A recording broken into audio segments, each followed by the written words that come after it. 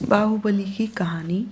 महान आचार्य कृपालाचार्य के पास अनेक राजकुमार विद्या अध्ययन के लिए आते थे। इनमें महाराज बाहुबली सबसे बड़े थे। उनकी पहली पुस्तक का पहला पाठ था कि मनुष्य को क्रोध त्याग देना चाहिए, क्योंकि क्रोध के समान कोई दुष्ट नहीं है। बाहुबली का मन इस वाक्य पर अटक गया, चाहे प्राण चले जाएं, पर क्रोध न करूँगा, और जब तक क्रोध को जीत नहीं लूँगा तब तक आगे पढ़ाई करना मेरे बूते के बाहर है। और फिर पढ़ाई से मुख मोड़ लिया।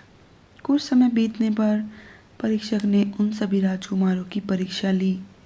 बारी बारी से प्राय सभी ने एक एक कर अपने सारे पाठ सुना दिए, किंतु बाहुबली ने कहा, मुझे तो पहला ही पाठ याद है, कोई पाठ याद ही नहीं है। परीक्षक को तुरंत क्रोध आया और वे बाहुबली को सटासट बेंते मारने लगे। जब अंततः परीक्षक बेंते मारते मारते थक गए तो भी बाहुबली के चेहरे पर क्रोध की रंच मात्र भी झलक नहीं पड़ी। तब परीक्षक ने कृपालाचार्य महाराज को बुलाकर कहा कि बाहुबली सभी राजकुमारों में बड़े हैं महाराज, परंतु इन्होंने सबसे कम वाक्य लिखे हैं।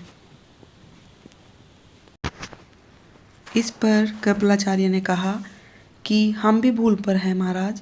इन्होंने पहले पाठ को अपने आचरण में उतार लिया है कि इतनी अधिक पिटाई होते हुए भी इनके चेहरे पर लेश मात्र भी क्रोध का नामो निशान नहीं है। परीक्षक तो जैसे लज्जा से गड़ ही गए। वो कुछ बोल नहीं पाए और बाहुबली से क्षमा मांग बैठे।